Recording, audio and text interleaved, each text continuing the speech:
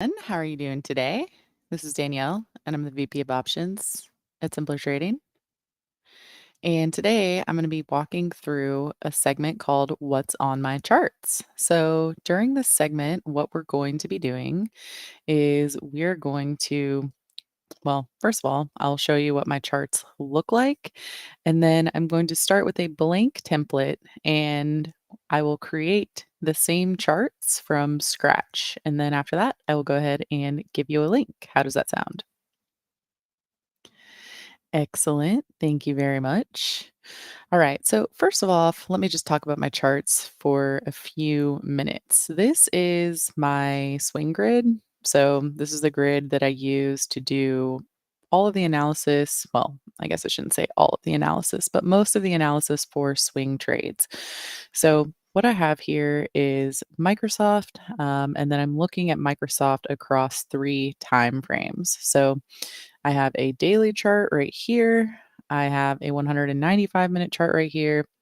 And then I have a 78-minute chart right here. The reason why I have three different time frames in a row is because you want to use the lower time frames for entries and for direction shifts. So on a lower time frame chart, you can see when the shift is happening a little bit sooner, and then on the higher time frame chart, you can see, the longer term trend and the longer term view on what's actually happening with the stock. So normally I use this grid over here, which you can maximize and look at the whole thing, or you can restore it and you can look at the three grid layout, whichever way you want. But this one, I generally flip back and forth between a daily chart, a weekly chart, and then I also use a monthly chart. So, especially when I'm doing TV, I like to use those higher time frames for the big picture view. And then when I'm looking at individual trade setups, generally it's going to be a much lower time frame because I don't want to be in a trade for months and months. I want to be in a trade for, I don't know, overnight, 2 weeks, 3 weeks. So that's why I'm looking for signals and entries on these lower time frames. So this one is usually the 195-minute chart. You can also use a 130-minute chart as well.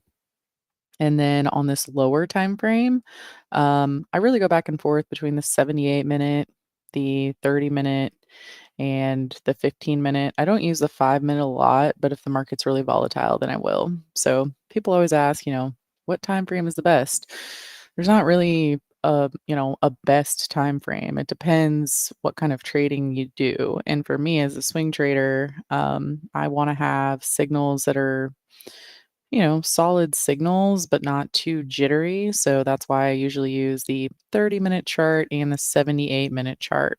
So, anyways, to set this up, what you do is you're going to click the drop down and you can choose however many grids you want to see.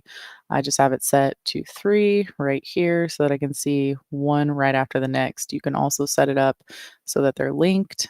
So you're looking at the same ticker on all three charts.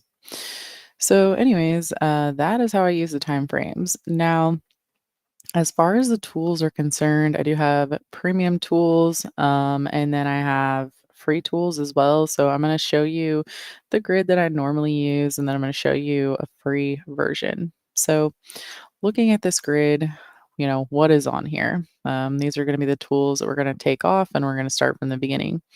So, when you're looking at tools, people always want to know, what tools do I need? It's not a specific tool that you need, it's a specific function for that tool. So, if you think about it like a hammer and a screwdriver, right? If you want to, use one or the other, it's because you have a specific reason, right? You may like a hammer better, somebody else may like the screwdriver better, but they both work, right? So, when you're looking at the tools, just keep that in mind and keep in mind that you're looking at them for what purpose they provide. Now, when you're looking at this chart up here, there's a couple things that I have. I have the moving averages on the chart. I also have the colored candles. Now, both of these tools really are for the same purpose, and that purpose is determining the trend. If you don't have moving averages on your chart, it's really challenging to see how well the stock is trending. If you don't have any form of colored candles, I think it's really challenging to see which direction the stock is trending as well. My colored candles are colored so that they shift colors when the trend shifts. It's green, green, green. Green means go, shift to the downside, shift back to the upside. When it pulls back and it's yellow, it's a consolidation signal. But I mean, especially like right here, it switched from light green to yellow to red to dark red, and that was a major trend shift. And then here it's shifting again. So I have these colored candles, in addition to the moving averages that show me how the market's trending, where price is in relation to that trend, and how that trend is shifting. Next, I also have the squeeze. This is going to be really important because the squeeze is going to tell us when there's a big move that's about to happen. So, whenever you have these red dots after the series of green dots, that's when you have a squeeze occurring. And then that's where price is likely to make a big move. So, as you can see right now, we're in a squeeze. So, price is likely to make a big move. Next, I have the Turbo VZO. The Turbo VZO is a great tool that is combined. Well, I use it combined with the squeeze and with the moving averages because it's showing volume. So it's showing the direction that volume is going. And so you're just looking at, volume flow basically. So if volume is flowing to the upside, that tells you that with a squeeze and a positive trend, you can look for upside price action. If volume is starting to trend lower, that's telling you that you should be careful because this might not go to the upside. Like if the volume's negative, it might flip to the downside. The other volume component that I have in here is going to be these dots on the candles. So any candle that has a dot means that there is higher than average volume on that bar. So I do like using volume for those reasons. You can also add an overlaid volume. Now that you've seen what is on my charts, let me go ahead and start with the blank one, and then we will go ahead and get started. So when you are starting with a blank chart, um, I mean, you just have the regular price action, right? Oh, I also forgot about this too. I always like to have earnings set up on the chart as well. So you have to add corporate actions. So that's something else I find really helpful because I trade a lot of earnings reports. So just starting from the beginning, um, this is just one grid. So let's just add two more. Okay. And then what you're going to do is you can go ahead and just, type Microsoft. It's not going to want to give me a blank grid now, is it? Crazy. All right. So let me just add three. Let me just go ahead and remove all of these. It's kind of crazy how Thinkorswim has that memory where it pulls up a grid that I haven't used in like 5 years, but that's okay. We'll start with that. So I'm just going to go to studies, edit studies, and I'm just going to remove everything that's on here. Okay. All right. Now you have a question about the time frame. You tried to set it to 195 minutes. It will only let me to do 194 minutes. It's really fickle like that. I always find that frustration with the 195-minute time frame as well because it's hard to get it to that exact minute. Um, so if you click on the time frame up here, customize your list and edit.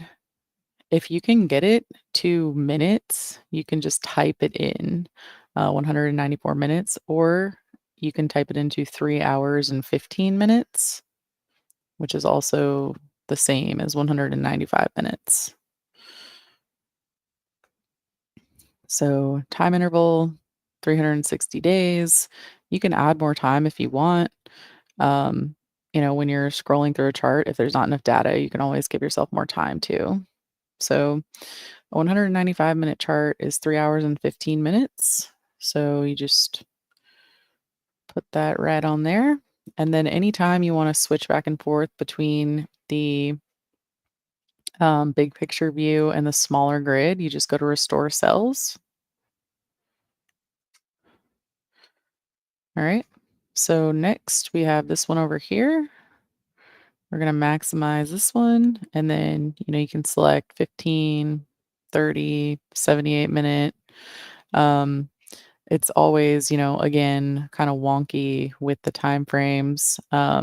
Just go to your customized list. And if you edit it, you can see I have 78 minutes here, but that's equal to 1 hour and 18 minutes. So if you are having trouble pulling the bar, getting it to exactly 78 minutes, just use 1 hour and 18 minutes and it'll be the same.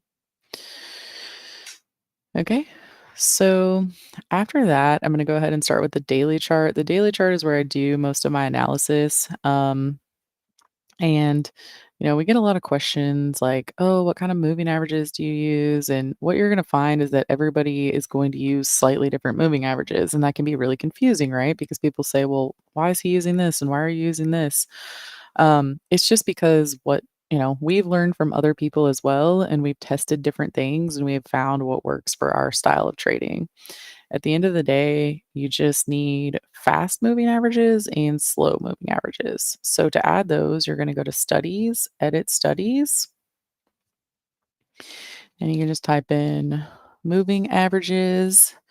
So you can do simple moving averages or exponential. Let's see. I think it's just moving average. See if I can find the exact ones that I have on my other chart here. See what the code is for that. This will probably be a little bit more helpful. Okay. So moving average exponential, simple moving average, uh, trend strength turbo candles. All right. Just want to make sure it's the exact same one that I'm setting up because there's quite a few options in there. So let's go back and do this one. Moving average. Moving average exponential. Okay, so I'm going to add that 1, 2, 3 times. Okay. And then I'm going to go simple moving average 1, 2, 3 times. All right. Because I'm going to have 6 different moving averages. When I was looking at this, I thought that can't be the right one because it has a lock on it and just wanted to make sure it wasn't a premium tool, but it's not. Anyways, so the idea with the moving averages is you want to have some faster ones, which are the exponential, and then you want to have some slower ones, which are the simple, and you want to have ones that are going to be a shorter time frame and ones that are a higher time frame. So I like to use the 8. Um, I like to use the 8 moving average.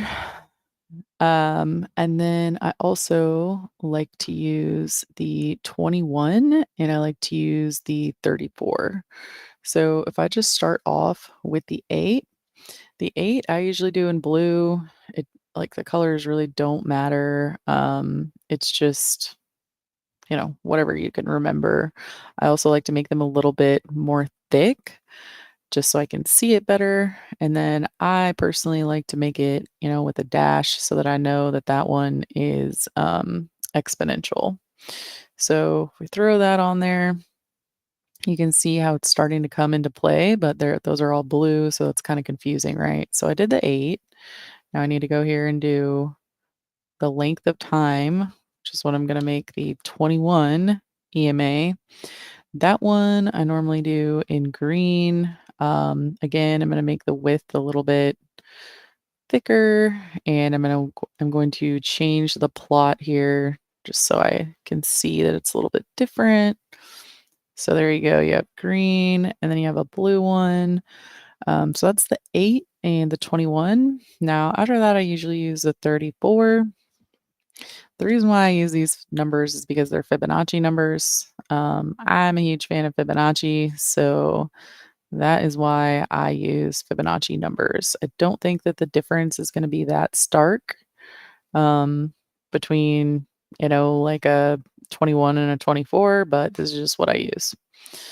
So next, I'm going to do the simple moving averages. I personally like using the very common I like using the very common ones that like everyone uses. The reason for that is because when everybody's using it, they become like a self-fulfilling prophecy. So that's why I like those. So I'm going to go ahead and do the 50, the 100, and I'm going to do the 200. Make these a little bit thicker. Again, my colors doesn't really matter. You can use whatever colors you want. But now what we have is we have the 8, the 21, the 34, the 50, the 100, and the 200 moving averages. Okay. Um, so let's see, what should we add next? Let's go ahead and add the squeeze next. Studies, edit studies. This one is the TTM squeeze. You can also, if you have the Squeeze Pro, you can, add that one as well. I do like the Squeeze Pro a lot better, but that one is a premium tool. So I'm just going to go ahead and make it with the regular squeeze. Now, next, there is another one that I like to add, which is going to be the Turbo VZO. So the Turbo VZO is basically my updated version of a free version in Thinkorswim. Um, the one in Thinkorswim that is free is the volume zone oscillator. Now, what I have done to the Turbo VZO is essentially color code it and add signals. So if you don't have the Turbo VZO, then I would just recommend using the volume zone oscillator. People also use like the MACD, just some kind of oscillator that demonstrates which direction the momentum's going is, great tool to have, especially in combination with the squeeze. So, with mine, I also use the Turbo VZO signals. Um, so basically what it does is it adds arrows on the chart. Um, it adds arrows on the chart where you have some uh signals. So if, the VZO is signaling one direction or another, then you're going to have some signals there. So if you don't want to use the premium tools, you would just use this, regular volume zone oscillator that is free. Now, the next one that I really like to have, and the reason why is because, you can see the candles, right? The way that the candles are populated are just going to be, um, you know, green for up, red for down. Um, I don't think that that's very helpful because I'm not really looking at, is price up or down? I'm looking at how is price trending and how is the trend shifting. So that's why I like to use my candles. Let's see, trend strength candles. So what the candles do is, they show how price is shifting right here. So that is pretty much what I have, on my chart set up. There's a couple other cool things you can do. Like I really like having this volume overlay here. So you can see how the volume, will spike. If you have a major volume spike when the market's moving, that's something helpful you can use in your trading. For today, for example, Microsoft's down 0.5%. It's right up against resistance, but you can see the volume is, kind of mediocre. So it's like, well, it's not that big of a deal. Um, that we're not seeing too much action. But if you look at something like Apple, for example, Apple is just rolling over and it's a high volume move. So that just means that there's, you know, pretty big action behind that move. You can also see the way that the volume is shifting lower with the VZO. You can see the way that this is, losing momentum right here. So that is, something that I do find to be important. There's a couple other settings in here that you can use. So, for example, with equities, I like to have the show corporate actions button checked because I like to know when the company is going to be reporting earnings. You can also check the show volume subgraph, and that is how you get that volume subgraph down here.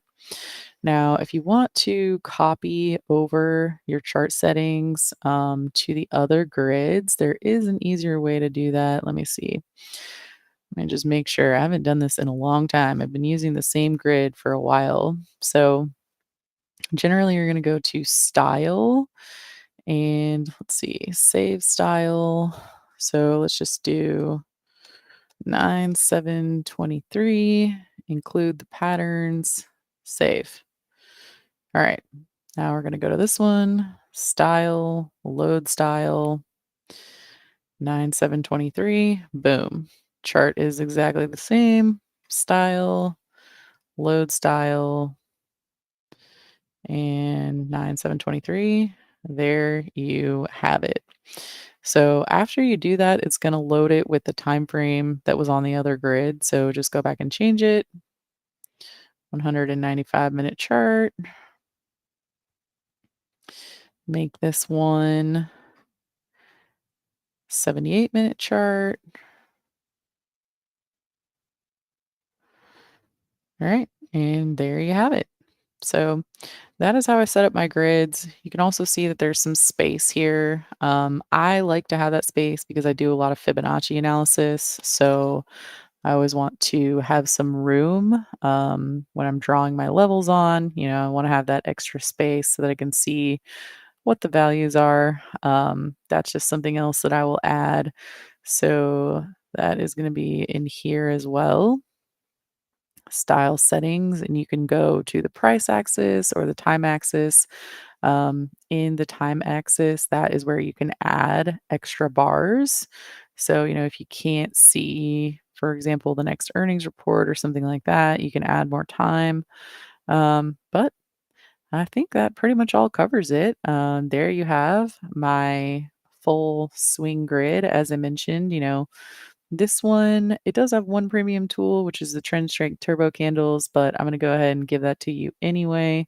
So let me go ahead and save this. Oh, this is also very important. So after you make your grid, you want to make sure that you save it because you went to all this hard work. So got to save it, right? So click up on this box right up here, and you're going to go to Save Grid. And let's see what we can call this. Essentials grid.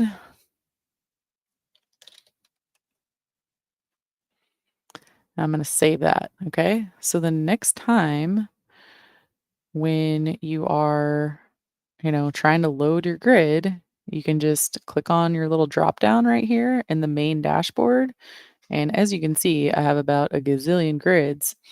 Um, I really should go through and delete the ones that I don't use anymore. But, you can just come in here and you can pull up whatever grid it is that you want. So I'm going to go ahead and share this with you.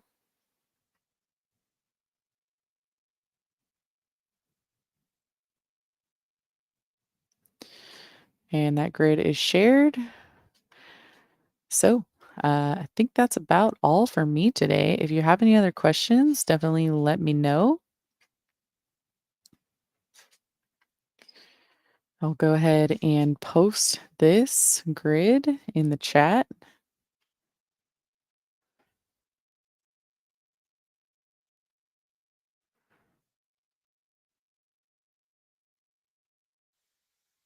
And thank you very much. I hope you have a great rest of your day. If you have any questions, you can email me, Danielle at simplertrading.com. You can also join me in the Options Gold Room, or you can follow me on Twitter. You can find my Twitter account right here at Trader Danielle. And I hope you have a great rest of your day, and I'll see you next time.